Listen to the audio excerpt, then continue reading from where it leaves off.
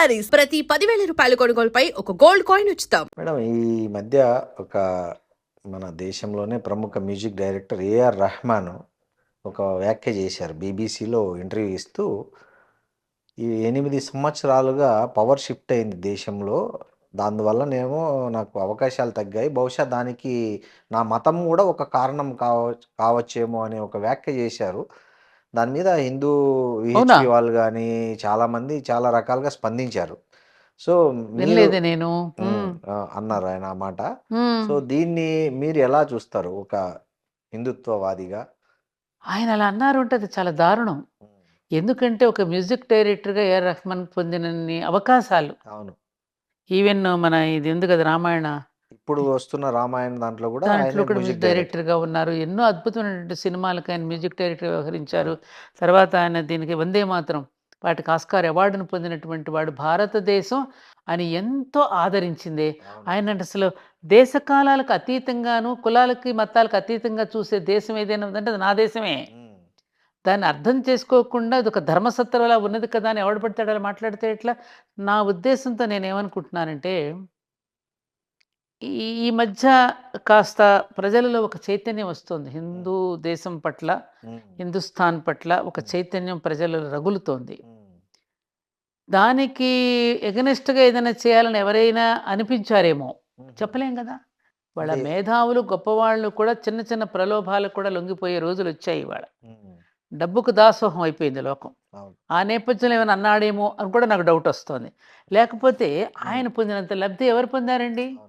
ఎంత Highest పేరు paid music సంపాదించుకున్నాడు? director అతను. హైయెస్ట్ పెయిడ్ కదా. అవును. ఆ మాట అన్నాడంటే చాలా ఆశ్చర్యంగా ఉంది నాకు. అలా అనకూడదే. ఎందుకన్నాడు ఆ మాట?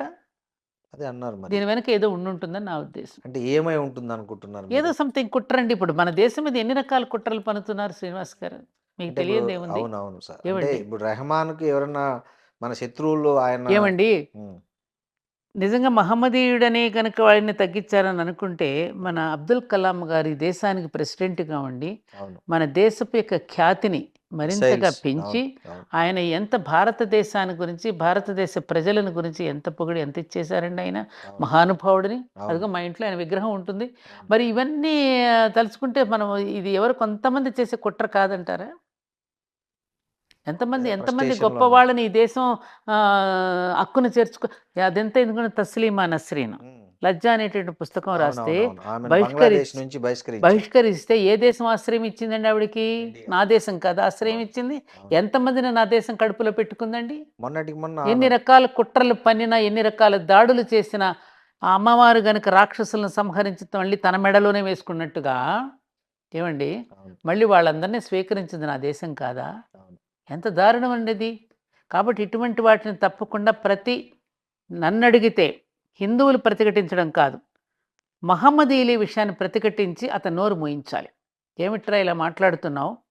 మన దేశం మనకు కావాలని మనం విడిపోయితే కూడా మిగిలిన వాళ్ళకు కూడా ఆశ్రయం ఇచ్చి, ఉద్యోగాలు కల్పించి, చదువులు చెప్పించి, మన ప్రత్యేకంగా రాయితీలు ఇచ్చి, మైనారిటీస్ పేరు మీద ఇంత ఇచ్చి మనకి ఈ దేశం ఆదుకుంటూ ఉంటే మీరు ఇలాంటి మాటలు మాట్లాడి మేము కూడా జీవించడానికి కావలసినటువంటి ఇబ్బందులు కలిగించే పరిస్థితులు ఎందుకు తీసుకొస్తున్నారు మీరని వీళ్ళే కోప్పడాలి వాళ్ళని. కాదంటారా? కరెక్ట్. బుద్ధున్న వాళ్ళైతే. ఎందుకంటే వాళ్ళలోనే మేధావులు ఉన్నారు, అవును. వాళ్ళలోనే మంచి వాళ్ళు ఉన్నారు. ఆ మంచి వాళ్ళంతా కలిసి ఇట్లాంటి చెడ్డ పనులు చేసే వాళ్ళని నోరు మూయించాలండి. అది ఏ మతం వారైనా, ఏ మతం వారైనా, ఏ యెస్, మతం ఆ వాడైనా మతం వాళ్ళే స్పందించాలి. స్పందించాలి. హిందువులైనా, ముస్లింలైనా, క్రైస్తవులైనా. వీళ్ళు కూర్చుని మన మధ్యన ఇట్లా చిచ్చు పెట్టడానికి వీళ్ళు ప్రయత్నం చేస్తున్నారు. అవును. హిందూ సోదరులారా, మహమ్మదీ సోదరులారా, మనమందరం కలిసి ఉంటే వీళ్ళు ఎవరు నోరు మోస్తారు? వీళ్ళన్నీ కుట్ర పన్నుతున్నారు మన మీద, మనం నమ్మకూడదు ఇలాంటి విషయాలని వీళ్ళే బుద్ధి చెప్తే వీళ్ళు ఇంకొకడు ఇలాంటి మాటలు మాట్లాడు. కరెక్ట్. ఏదైనా విషయం వస్తే మాట్లాడితే జై భీమ్ అంటాడు ఇంకొకడు, అంబేద్కర్ని ఎత్తుకుంటాడు, ఒకడు ఇంకొకడిని ఎత్తుకుంటాడు. ఏంటండి ఇది? ఎక్కడ పోతున్నాం మనం? ఒకవైపు ఏమో గ్లోబలైజేషన్ అంటావా, ప్రపంచీకరణ అంటున్నావు, విశాలమైనటువంటి ఆలోచనలు అంటున్నారు. మరి మాటలు చూస్తేనేమో కుంచుకుపోయి మాట్లాడుతున్నారు. సంకుచిత బుద్ధితో ఆలోచనలు పెరుగుతున్నాయి. ఏంటి ఏంటి చదువుకున్నాం మనం? ఎంత దారుణం అండి ఇది. అవును.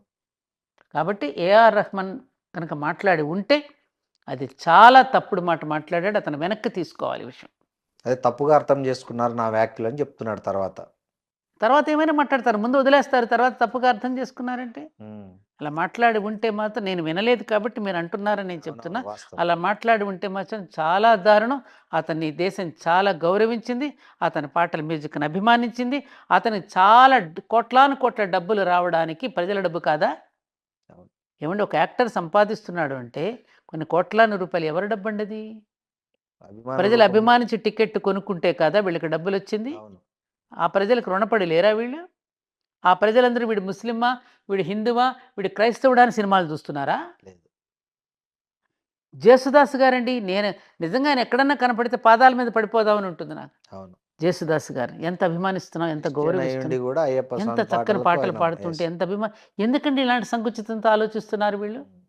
కాబట్టి దీని అంతటికీ ఏం లేదండి, ప్రజలు కూడా కుంచుకుపోకుండా, సంకుచిత తత్వంతో ఆలోచించకుండా, ప్రజలు కూడా ఆలోచనాపరులై ఇటువంటి మాటలను తిప్పికొట్టాలి. ఎవరు ఎవరు ఆ మతాల ప్రజలే. ఆ మతాల ప్రజలే తిప్పికొట్టినప్పుడు వీళ్ళకి బుద్ధి వస్తుంది. అరే మన వాళ్ళే మనల్ని వ్యతిరేకిస్తున్నారు. ఎందుకంటే ఒకప్పుడు అండి, ఒక కులంలో కానీ ఒక మతంలో కానీ తప్పు చేస్తే వాళ్ళని బహిష్కరించేవారు. అవును. ఇవాళ అది లేదు. ఊరిలో కూడా ఎవరైనా తప్పు చేస్తే బహిష్కరణ జరిగేది. ఊరి పెద్దలందరూ కూర్చుని దానికి ఒక పంచాయతీ పెట్టుకుని తప్పు చేస్తే కులానికి చెడ్డ పేరు తెచ్చినా, గ్రామానికి చెడ్డ పేరు తెచ్చినా, దేశానికి చెడ్డ పేరు తెచ్చినా బహిష్కరించేవారు. అవును. ఇవాళ కోప్పడేవాడు లేడండి, మందలించేవాడు లేడండి. ఎవడిష్టం వాడు మాట్లాడేయచ్చు. అందులో సోషల్ మీడియా వచ్చింది, ఎవడిష్టం వచ్చినప్పుడు వాగేయచ్చు, అవును. ఏది పడితే అది మాట్లాడేయచ్చు. అవును. ఈ పద్ధతి చాలా తప్పండి, చాలా తప్పు. అవును. హిందూ సోదరులారా, మహమ్మదీ సోదరులారా, మనమందరం కలిసి ఉంటే వీళ్ళెవర్రా నోరు మోస్తారు? వీళ్ళన్నీ కుట్ర పన్నుతున్నారు మన మీద, మనం నమ్మకూడదు ఇలాంటి విషయాలని. వీళ్ళే బుద్ధి చెప్తే వీళ్ళు ఇంకొకడు ఇలాంటి మాటలు మాట్లాడు. ఏదైనా విషయం వస్తే మాట్లాడితే జై భీమ్ అంటాడు ఇంకొకడు, అంబేద్కర్ని ఎత్తుకుంటాడు, ఒకడు ఇంకొకడిని ఎత్తుకుంటాడు. ఏంటండి ఇది? ఎక్కడ పోతున్నాం మనం? ఒకవైపు ఏమో గ్లోబలైజేషన్ అంటావా, ప్రపంచీకరణ అంటున్నావు, విశాలమైనటువంటి ఆలోచనలు అంటున్నారు, మరి మాటలు చూస్తేనేమో కుంచుకుపోయి మాట్లాడుతున్నారు. సంకుచిత బుద్ధితో ఆలోచనలు పెరుగుతున్నాయి. ఏంటి చదువుకున్నాం మనం? ఎంత దారుణం అండి ఇది. అవును. కాబట్టి ఏఆర్ రెహమాన్ కనుక మాట్లాడి ఉంటే అది చాలా తప్పుడు మాట మాట్లాడాడు, అతను వెనక్కి తీసుకోవాలి విషయం. అదే తప్పుగా అర్థం చేసుకున్నారు నా వ్యాఖ్యలు అని చెప్తున్నాడు తర్వాత ఏమైనా మాట్లాడతారు, ముందు వదిలేస్తారు, తర్వాత తప్పుగా అర్థం చేసుకున్నారంటే. అలా మాట్లాడి ఉంటే మాత్రం నేను వినలేదు కాబట్టి మీరు అంటున్నారని నేను చెప్తున్నా. వాస్తవం. అలా మాట్లాడి ఉంటే మాత్రం చాలా దారుణం. అతన్ని ఈ దేశం చాలా గౌరవించింది, అతని పాటల మ్యూజిక్ని అభిమానించింది, అతనికి చాలా కోట్లాను కోట్ల డబ్బులు రావడానికి ప్రజల డబ్బు కాదా? అవును. ఏమండి, ఒక యాక్టర్ సంపాదిస్తున్నాడు అంటే కొన్ని కోట్లాను రూపాయలు ఎవరి డబ్బు అండి అది? అభిమాన ప్రజలు రూపంలో- అభిమానించి టికెట్ కొనుక్కుంటే కదా వీళ్ళకి డబ్బులు వచ్చింది. అవును. ఆ ప్రజలకు రుణపడి లేరా వీళ్ళు? ఆ ప్రజలందరూ వీడు ముస్లిమా, వీడు హిందువా, వీడు క్రైస్తవుడా అని సినిమాలు చూస్తున్నారా? లేదు. జేసుదాస్ గారండి, నేను నిజంగా ఆయన ఎక్కడన్నా కనపడితే పాదాల మీద పడిపోదామని ఉంటుంది నాకు. అవును. జేసుదాస్ గారు ఎంత అభిమానిస్తున్నాం, ఎంత క్రిస్టియన్ అయ్యుండి గౌరవిస్తున్నాం, కూడా అయ్యప్ప ఎంత స్వామి చక్కని పాటలకు పాటలు ఆయన- పాడుతుంటే yes. ఎంత ఎందుకండి ఇలాంటి సంకుచితంతో ఆలోచిస్తున్నారు వీళ్ళు? కాబట్టి దీని అంతటికీ ఏం లేదండి, ప్రజలు కూడా కుంచుకుపోకుండా, సంకుచిత తత్వంతో ఆలోచించకుండా, ప్రజలు కూడా ఆలోచనాపరులై ఇటువంటి మాటలను తిప్పికొట్టాలి. ఎవరు ఆ మతాల ప్రజలే. ఆ మతాల ప్రజలే తిప్పికొట్టినప్పుడు వీళ్ళకి బుద్ధి వస్తుంది. అరే మన వాళ్ళే మనల్ని వ్యతిరేకిస్తున్నారు. ఎందుకంటే ఒకప్పుడు అండి, ఒక కులంలో కానీ ఒక మతంలో కానీ తప్పు చేస్తే వాళ్ళని బహిష్కరించేవారు. అవును. ఇవాళ అది లేదు. ఊరిలో కూడా ఎవరైనా తప్పు చేస్తే బహిష్కరణ జరిగేది. ఊరి పెద్దలందరూ కూర్చుని దానికి ఒక పంచాయతీ పెట్టుకుని తప్పు చేస్తే కులానికి చెడ్డ పేరు తెచ్చినా, గ్రామానికి చెడ్డ పేరు తెచ్చినా, దేశానికి చెడ్డ పేరు తెచ్చినా బహిష్కరించేవారు. అవును. ఇవాళ కోప్పడేవాడు లేడండి, మందలించేవాడు లేడండి, ఎవడిష్టం వాడు మాట్లాడేయచ్చు. అందులో సోషల్ మీడియా వచ్చింది, ఎవడిష్టం వచ్చినప్పుడు వాగేయచ్చు, అవును. ఏది పడితే అది మాట్లాడేయచ్చు. అవును. ఈ పద్ధతి చాలా తప్పండి, చాలా తప్పు. And don't forget to subscribe to iDream. And for more videos, Please subscribe to iDream. Please subscribe to iDream. Please subscribe iDream. And please subscribe to iDream. For more videos, subscribe to iDream. please like, share and subscribe to the channel. Congratulations, iDream. Subscribe to iDream. Subscribe to iDream. So subscribe to iDream Media. iDream ki iDream team andarki huge congratulations. Please subscribe iDream Media. Please subscribe to iDream. Subscribe iDream. Please subscribe to iDream. iDream అంటే నా కళల ఛానల్ను subscribe చేసుకున్న నోరు తిరుగుతలేదు, మీరైతే గంట గుర్తు కొట్టండి. For more such videos, please subscribe to iDream. Subscribe to iDream. Please subscribe to iDream. Please subscribe iDream Media. Please do subscribe to iDream. Please subscribe to iDream Media. For best entertainment and information, please subscribe iDream.